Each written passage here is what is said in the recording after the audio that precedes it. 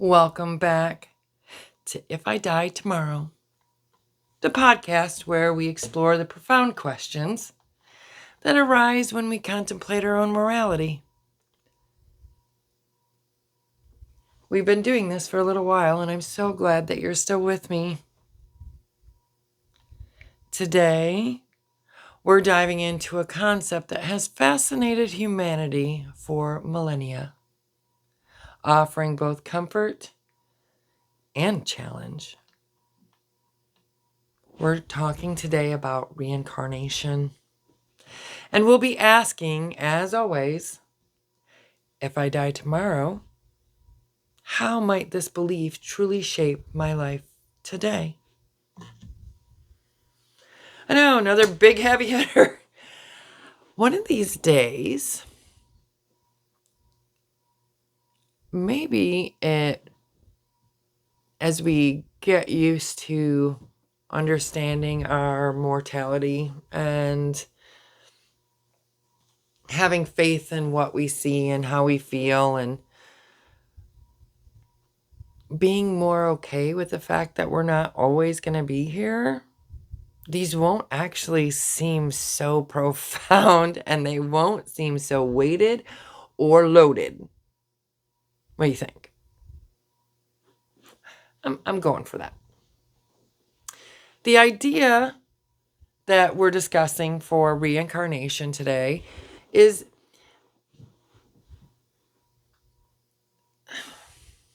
not so much to push boundaries, but to actually just open our mind.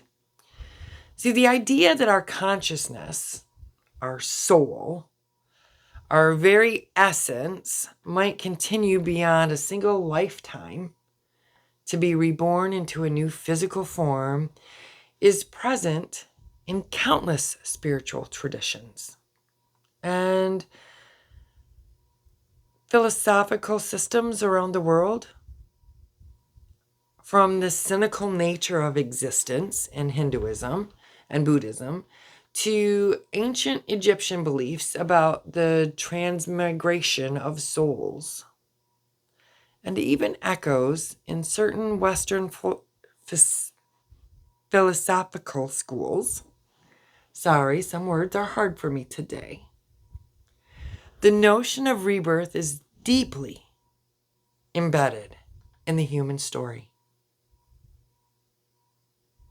which is very true. I mean, there's been shows on it, there's been books, there has been countless videos. I mean, now that we have social media and everything is everywhere all the time and at your fingertips, we've seen the stories, and they're amazing. But what does it really mean to believe in reincarnation? It's not just about an afterlife, it's about a continuous life. Let that sink in. It's not about an afterlife, it's about a continuous life. I never really thought of it that way before. And then once I started thinking about it that way, part of me kind of got upset because it was like, that's really unfair. Because most people who are reincarnated, they don't have their memories anymore. And I think they just decided that if there was reincarnation, and it just showed that God had a sense of humor because he was making sure that you didn't have an unfair advantage.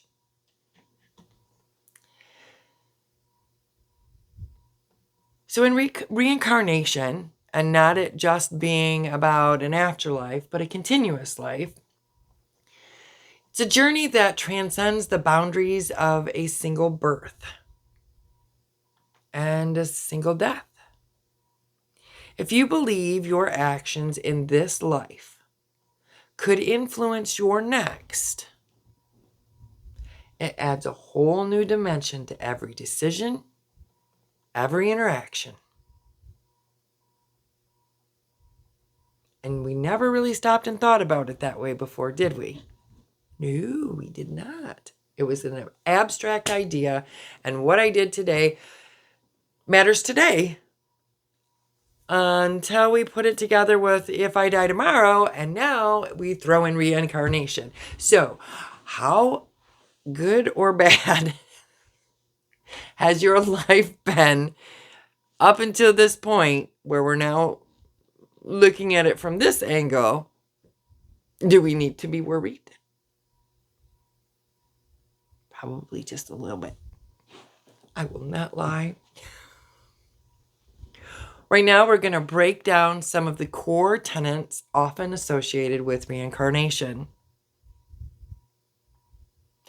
One of the most prominent is the concept of, yeah, you got it, karma. Simply put, karma is the sum of a person's actions in this and previous states of existence, viewed as deciding their fate in future existences. That can bring up a whole level of anxiety. But don't freak out just yet. We're just talking. Let's bring it back down. Take a deep breath. Good actions bring positive outcomes. Negative actions bring negative ones. Ooh, that was just huge, wasn't it? We all know that. At least I think all of us in general have that idea. This is where it gets interesting. Your good actions produce good things. Your bad actions produce bad things. And somebody is keeping a cosmic ledger. They're making sure they mark it all down, if you will. Where every thought, every word, every deed leaves an energetic imprint.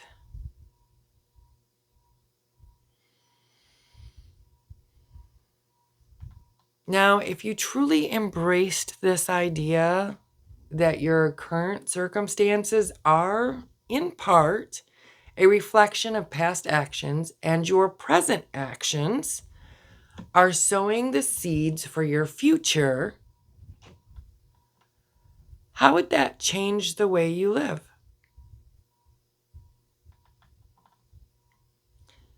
Let's pose our central question for today.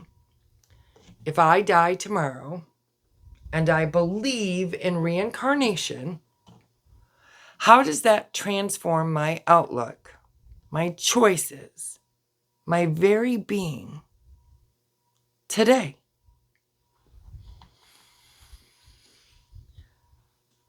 Excuse me, I have to take a drink.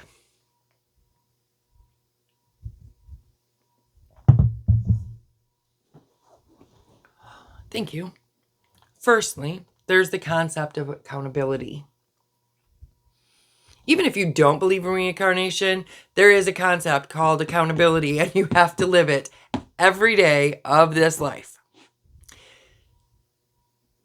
That said, off the soapbox, here we go. If you believe you'll reap what you sow, not just in this lifetime, but in future ones, there's a powerful incentive for ethical behavior. Cruelty, greed, dishonesty.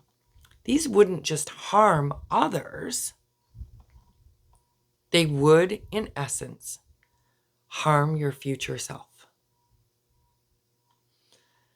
Conversely, acts of kindness and generosity and compassion become investments in your own future well-being. When you break it down like that,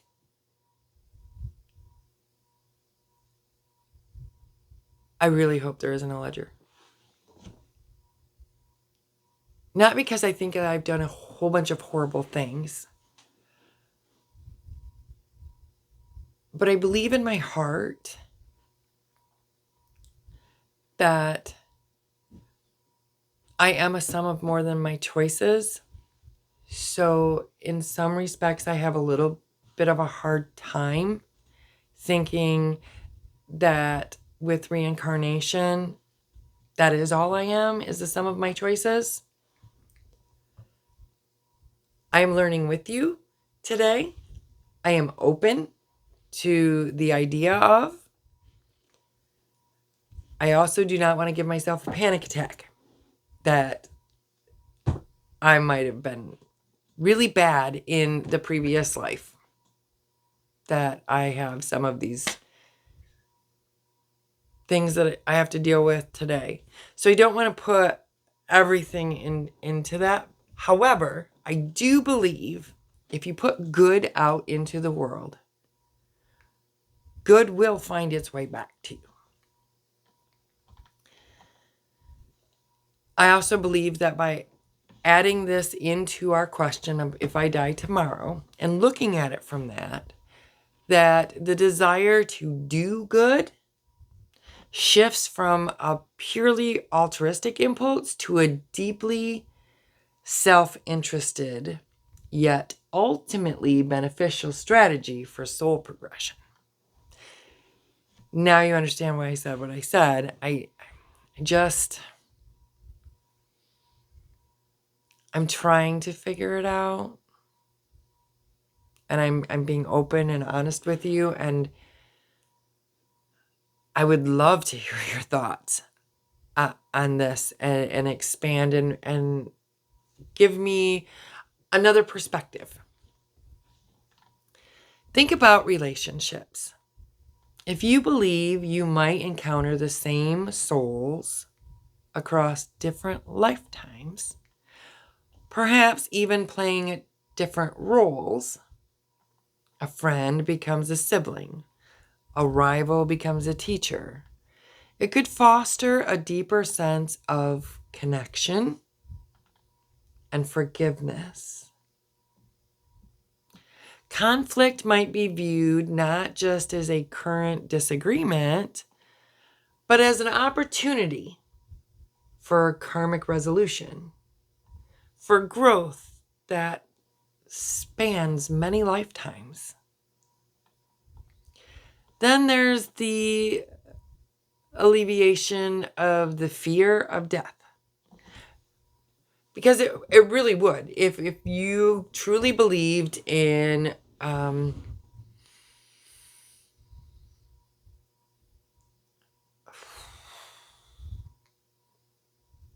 reincarnation,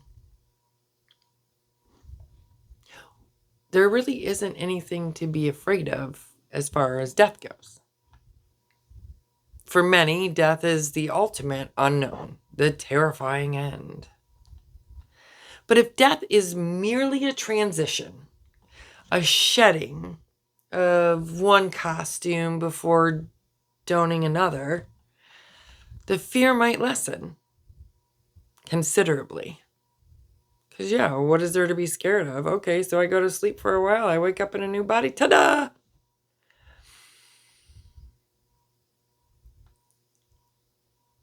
We wouldn't be looking at it that way.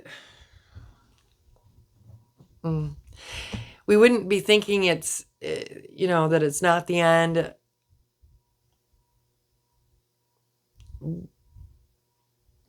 We would be thinking of it as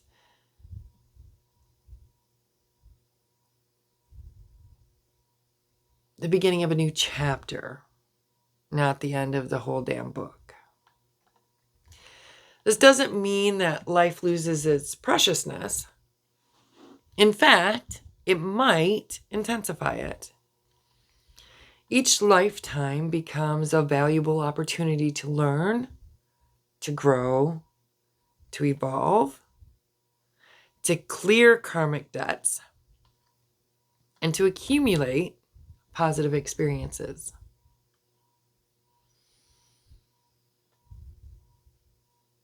And I love the sound of that.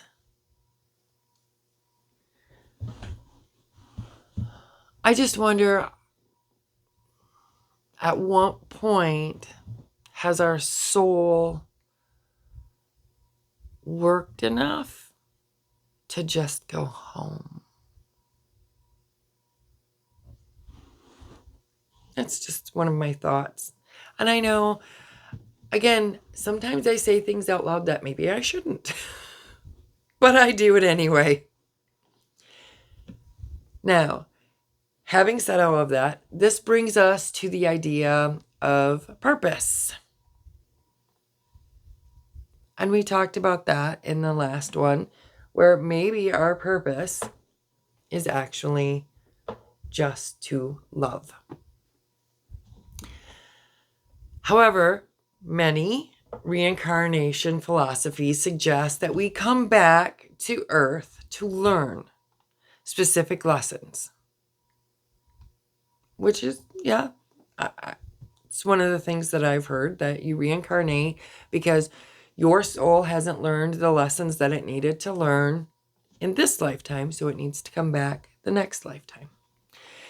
And it needs to come back to learn these specific lessons and to overcome certain challenges or to fulfill particular destinies. If you believed this, your life wouldn't feel random. You might start to look for the patterns, the reoccurring themes, the lessons embedded in your struggles and your triumphs, your unique talents and interests. They could be seen as echoes of past lives or as a way that you're preparing for future ones. Consider resilience. If you face significant hardship or injustice in this life, the belief in reincarnation can offer a powerful source of hope and perspective. It's not just, why me? But what can I learn from this? And what karma am I working through? The idea that your soul is on a long, arduous, but ultimately purposeful journey can make present suffering more bearable. Viewing it as a temporary phase in a much grander story. But it's not all rosy.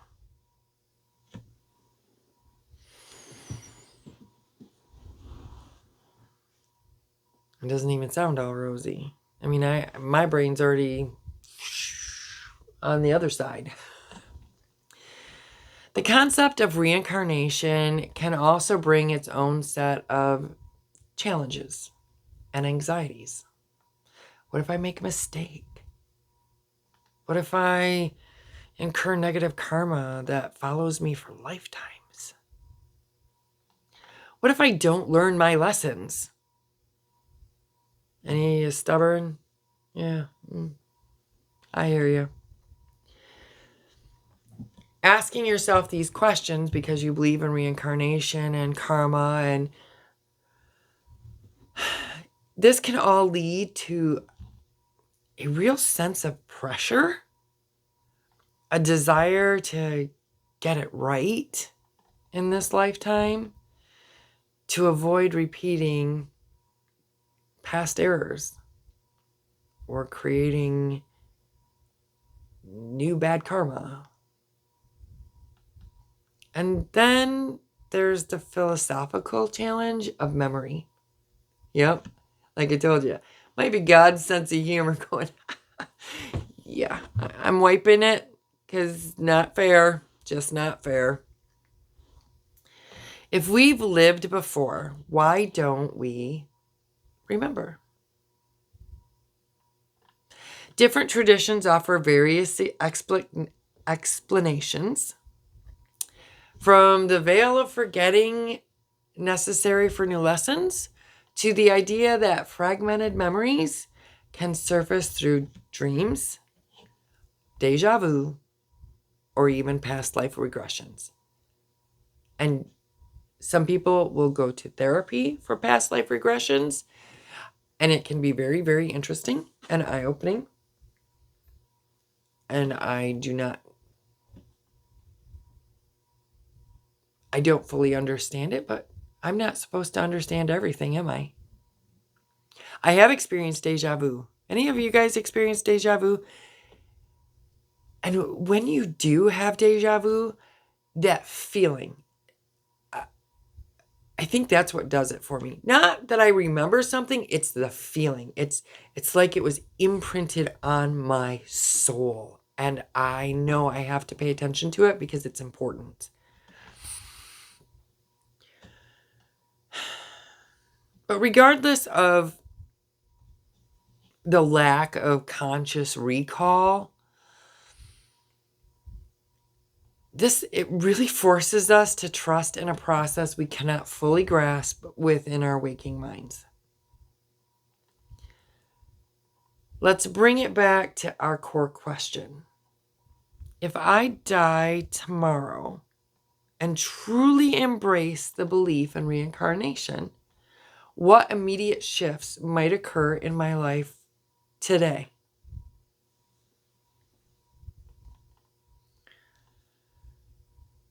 You might find yourself more present, which is always a good thing, whether you believe in reincarnation or not. Please be present. Thank you. Knowing that each moment is an opportunity to cultivate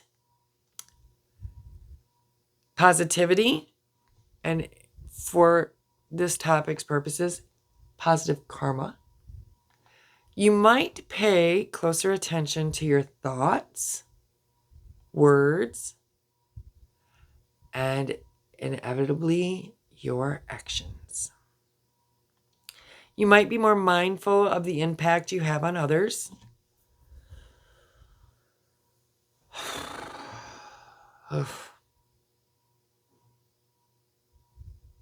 I want to have a good impact on others. But I know that's not always possible. And it's because not a single one of us are the same.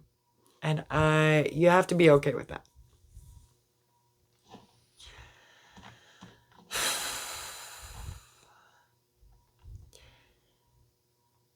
Also, you might start to have an understanding that you have a bigger impact on others, and that what you do really does ripple out and extend far beyond your current interaction.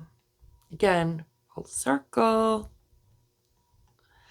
You might become more forgiving, both of yourself and others, recognizing that everyone is on their own evolutionary journey, working through their own karmic lessons, fostering empathy.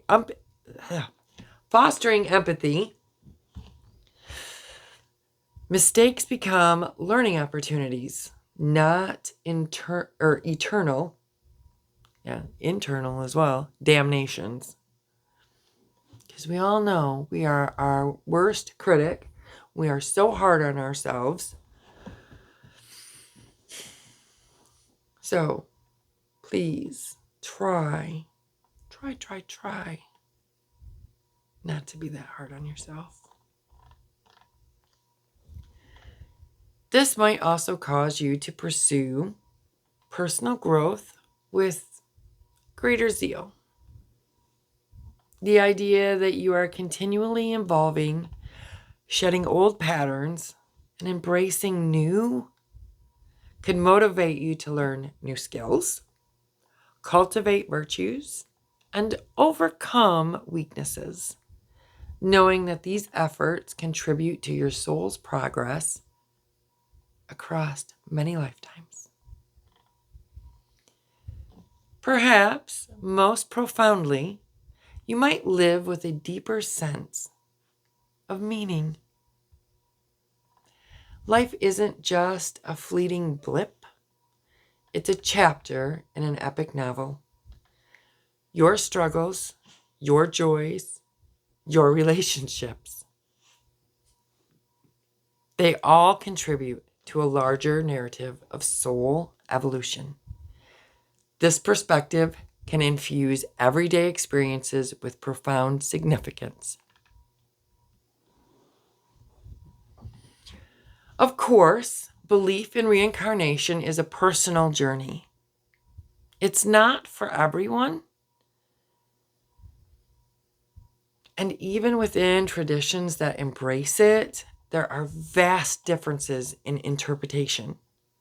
The value of this thought experiment isn't necessarily to convert you, but to use this powerful concept as a lens through which to examine our lives. Because whether you believe in reincarnation or a singular heaven and hell, or simply that life ends with death, the question ultimately remains: how does contemplating, if I die tomorrow, impact the way you live today? I will say, if reincarnation is true, then every moment is an investment in your future, not just in this life, but in the ones to come. It's a call to consciousness, and it's a call to living in a more mindful way, with our actions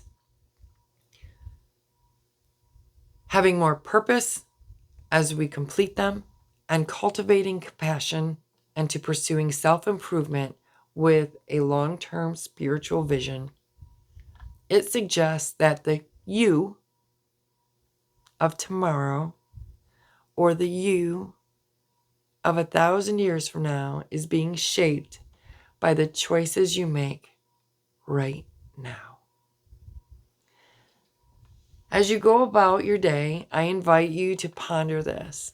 If tomorrow brought not an end, but a transition to a new beginning, how would that inspire you to live differently, more fully, more purposefully in this moment?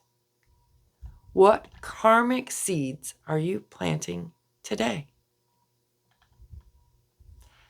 I'd like to thank you for joining me on If I Die Tomorrow. I'm hoping that this conversation will help you live consciously, with intention, and remember, every breath is an opportunity for growth.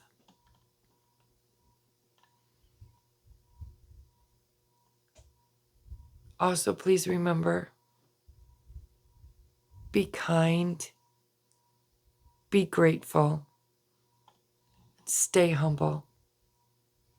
Until next time.